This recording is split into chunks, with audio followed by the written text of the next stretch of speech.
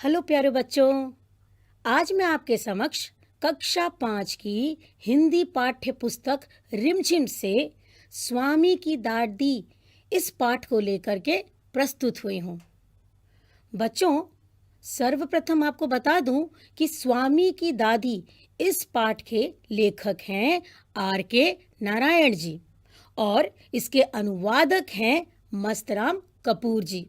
तो जैसा कि आप लोगों ने शीर्षक पढ़ा, स्वामी की दादी।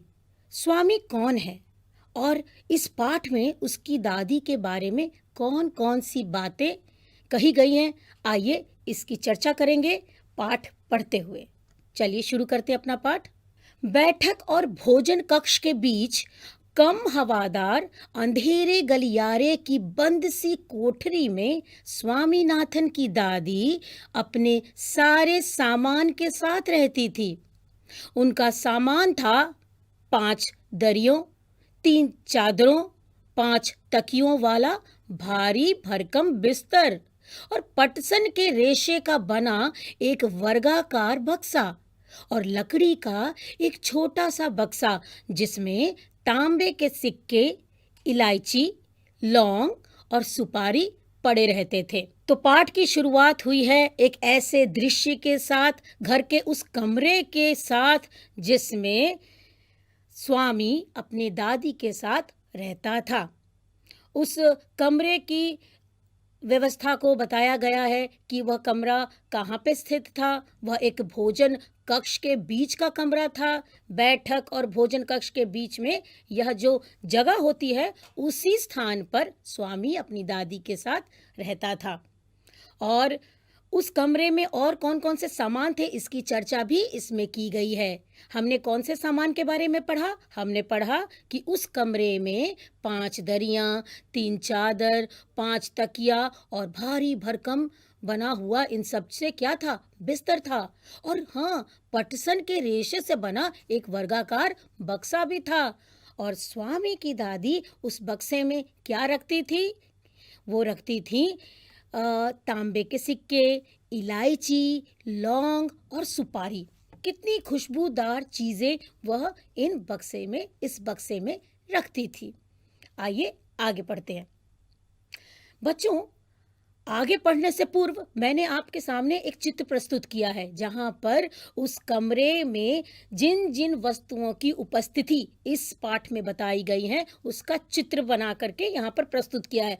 आप स्वयं इसे पहचान सकेंगे कि इन सब चित्रों में कौन सी दरियां हैं, कौन सा पटसन का बना हुआ वो वर्गाकार बक्सा है, कौन से तकिए हैं, ये आप स्वयं देखकर समझ पाएंगे।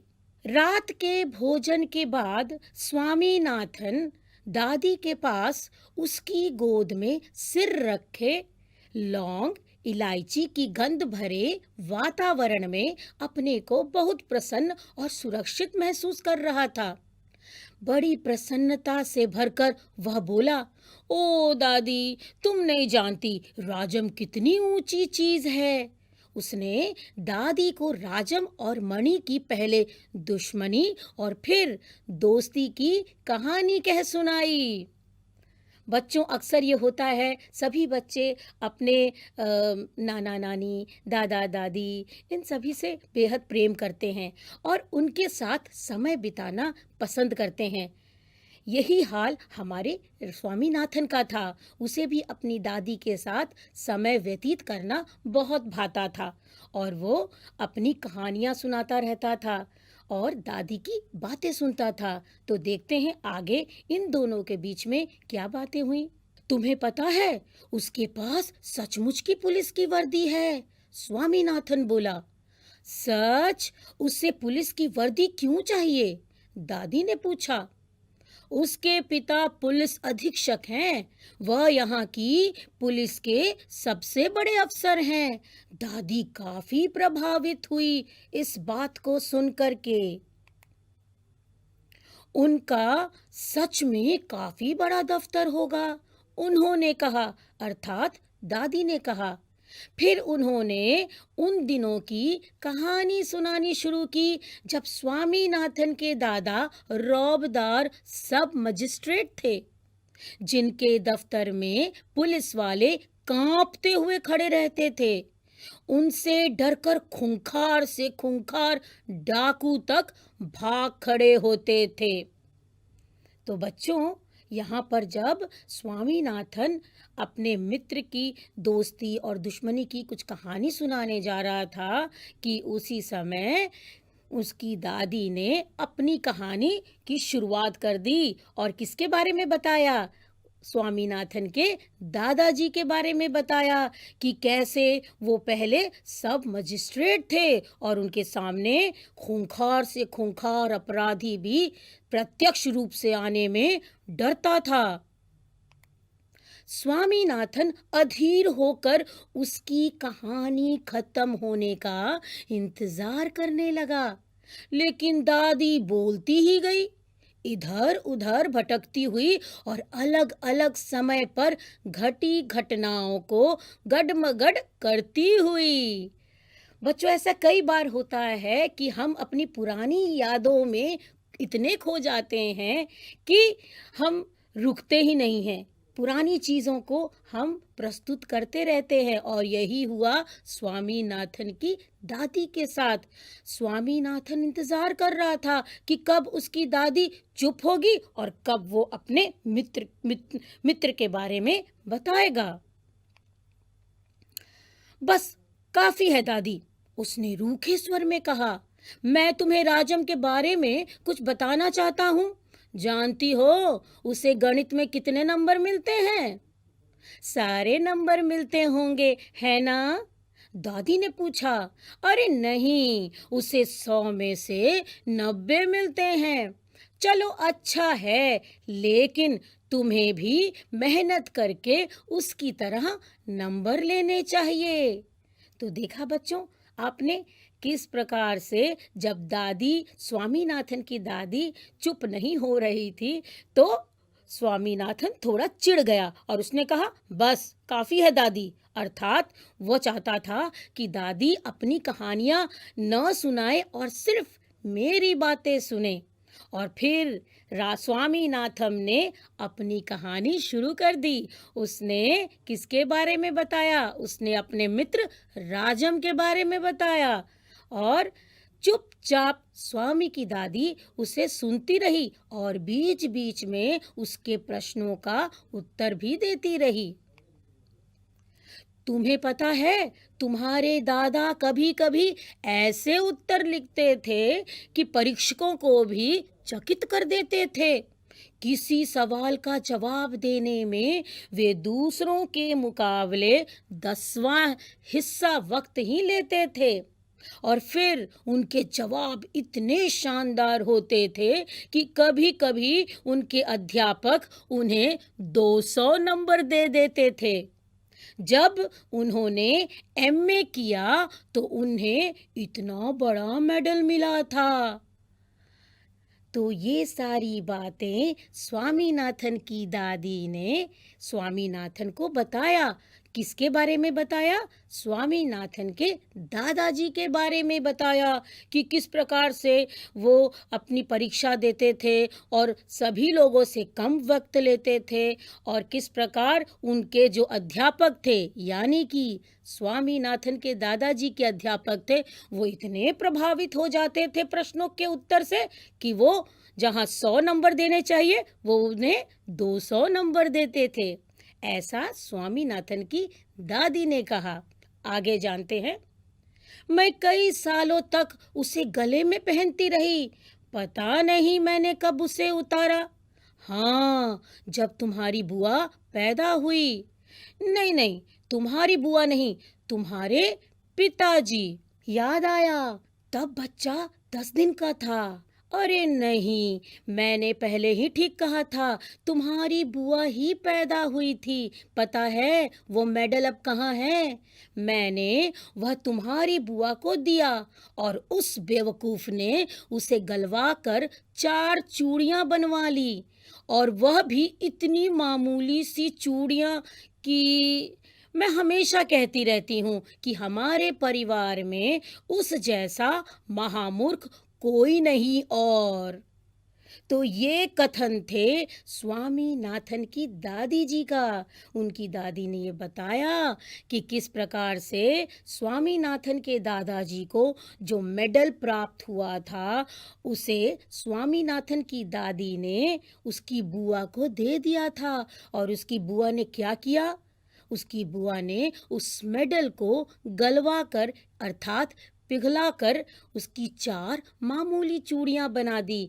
और इसी बात के लिए स्वामीनाथन की दादी स्वामीनाथन की बुआ को महामूर्ख कह रही है।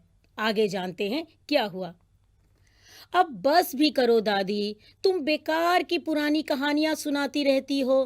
क्या तुम राजम के बारे में जानना या सुनना नहीं चाहती? हाँ हाँ, बोलो। दादी, जब राजम छोटा सा लड़का था तो उसने शेर मारा था। सच? बड़ा बहादुर लड़का है। तुम यह बात मुझे खुश करने के लिए कह रही हो? तुम्हें यकीन नहीं होगा ना? स्वामीनाथन ने बड़े उत्साह से कहानी शुरू की। तो उसने कहानी शुरुआत की और उसने कहा कि राजम के पिता एक जंगल में डेरा डाले हुए थे। राजम उनके साथ था। अचानक से 2 शेर उन पर झपटे और एक ने पीछे से हमला करके पिता को गिरा दिया। दूसरे ने राजम का पीछा किया। राजम एक झाड़ी के पीछे छिप गया और वहीं से गोली चलाकर शेर को मार डाला। दादी, दादी, क्या तुम सो गई हो? उसने कहानी खत्म होने पर पूछा। नहीं बेटा, सुन रही हूं। अच्छा बताओ, कितने शेर आए थे? 2 शेर राजम पर झपटे थे, दादी ने जवाब दिया। बच्चों, तो आपने देखा कि किस प्रकार से स्वामीनाथन ने अपने मित्र राजम की कहानी सुनाई दादी को, पर उसे बार बार ऐसा लग रहा था कि दादी को उसके कथन पर विश्वास नहीं हो रहा है। इसीलिए वो बीच में कहानी रोक रोक कर बार बार दादी से प्रश्न पूछ रहा था। वो ये जानना चाहता था कि दादी ने ध्यानपूर्वक उसकी कहानी सुनी या नहीं। स्वामीनाथन दादी की गलत जवाब से चिढ़ गया। मैं तुम्हें इतनी जरूरी बातें बता रहा हूं और तुम नींद में न जाने क्या क्या ऊल जलूल कल्पना किए जा रही हो। अब मैं तुम्हें कुछ नहीं बताऊंगा। मैं जानता हूं तुम क्यों ऐसा कर रही हो। तुम राजम को पसंद नहीं करती ना? तो ऐसा मानना था स्वामीनाथन का कि शायद उसकी दादी राजम को पसंद नहीं करती है, इसीलिए राजम की कहानी पर ध्यान नहीं दे रही है। दादी ने कहा, नहीं नहीं, वह तो बड़ा प्यारा लड़का है। दादी ने बड़े विश्वास से कहा। उसने राजम को देखा तक नहीं था। स्वामीनाथन खुश हो गया। दूसरे ही क्षण उसके मन में एक नया संदेह पैदा हुआ।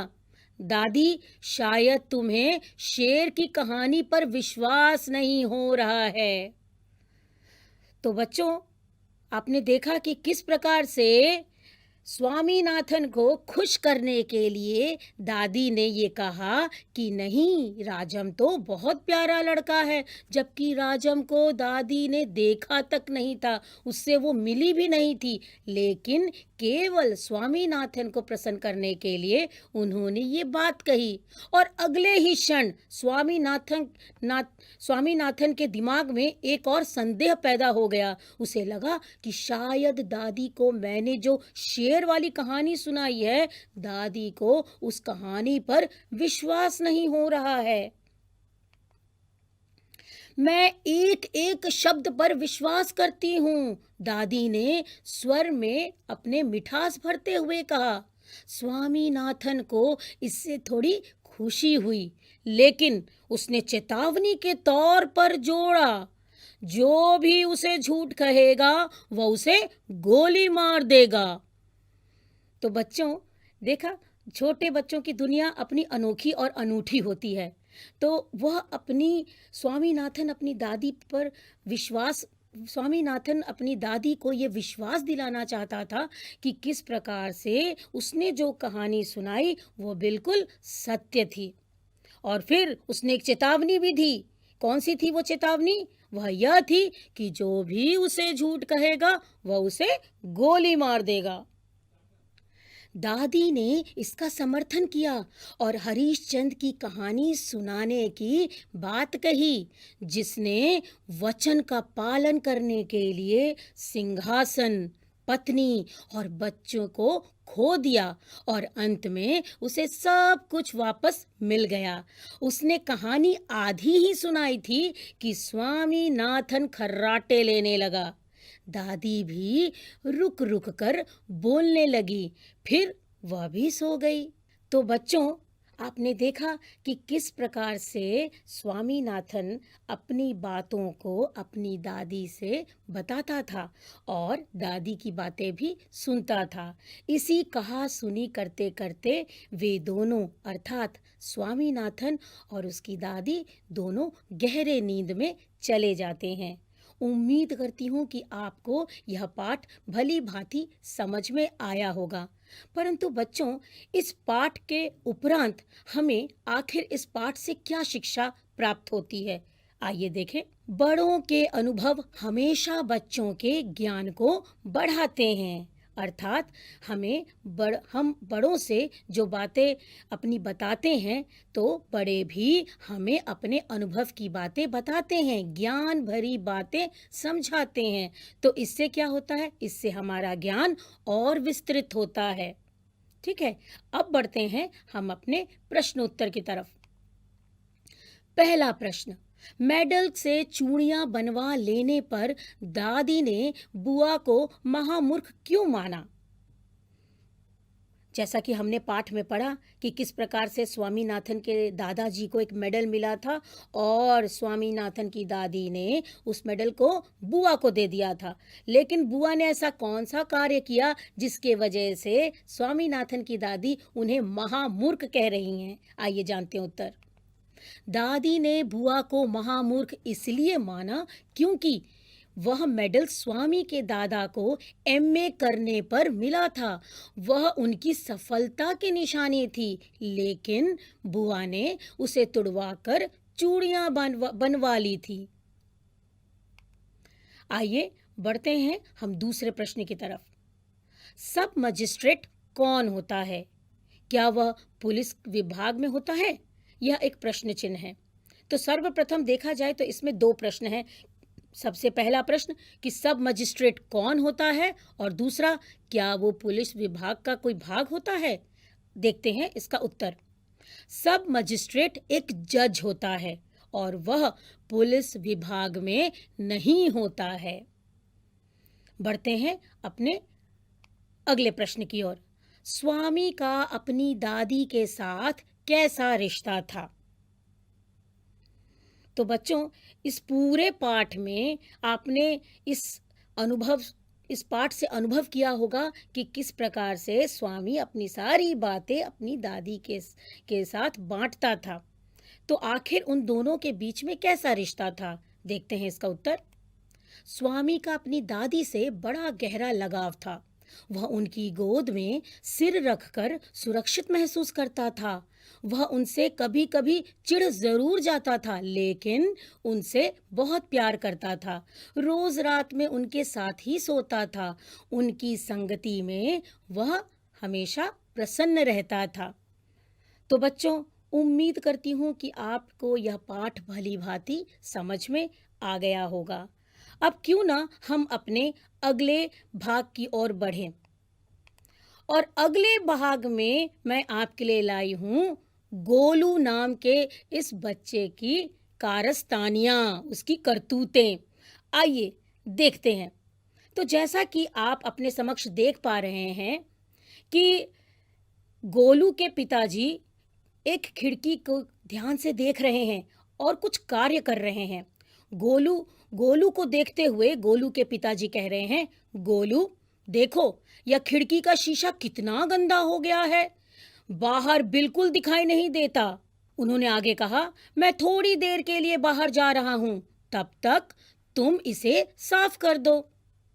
गोलू, अरे ये तो साफ ही नहीं हो रहा है, अधिक ताकत लगता है लगानी पड़ेगी।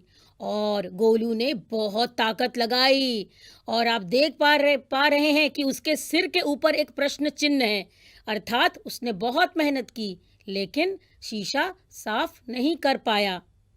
आगे आगे आप देख रहे हैं कि उसके पिताजी बाहर से जब वापस घर आते हैं तो उस खिड़की को वापस देख करके क्या कहते हैं? वो कहते हैं, वाह गोलू, तुमने तो शीशा बिल्कुल चमका दिया, बाहर भी साफ दिखाई पड़ रहा है। तो गोलू ने कहा, चमका नहीं, पूरी तरह से साफ कर दिया है। अर्थात गोलू ने उस शीशे को ही साफ करते करते तोड़ डाला। और अब क्या होता है, जब शीशा नहीं होगा सामने तो आर पार आराम से दिख सकता है। तो ये था गोलू की कारस्तानी। अगले भाग में गोलू का एक नया कारनामा हम जानेंगे। यहाँ पर उसकी माँ कह रही है, गोलू बाहर जाकर के थोड़ी हरी सब्जी ले आओ। और गोलू चल पड़ा सब्जी मंडी और सब्जी मंडी में वो सब्जी खरीदने लगता है। और दुकानदार कहता है, लो बेटा तुम्हारी सब्जियां। और गोलू कहता है, ये लीजिए आपके पैसे।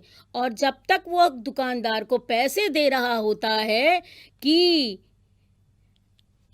टोकरी में रखी हुई हरी सब्जियों को कौन साफ कर रहा है? जैसा कि आप चित्र में देख रहे हैं, गाय को हरी सब्जी खाते हुए देख करके गोलू एकदम से चौंक गया।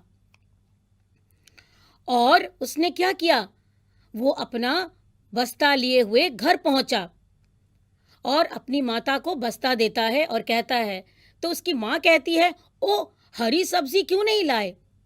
तो उसका कहना था कि सब्जी तो इस गाय के पेट में है, अर्थात गाय ने सारी सब्जियां चबा डाली। तो इसीलिए कि उसे डांट ना खानी पड़े, वो अपने साथ साथ उस गाय को भी बाजार से पकड़ के माँ के सामने प्रस्तुत कर देता है। तो ये थी गोलू की दूसरी कारस्तानी।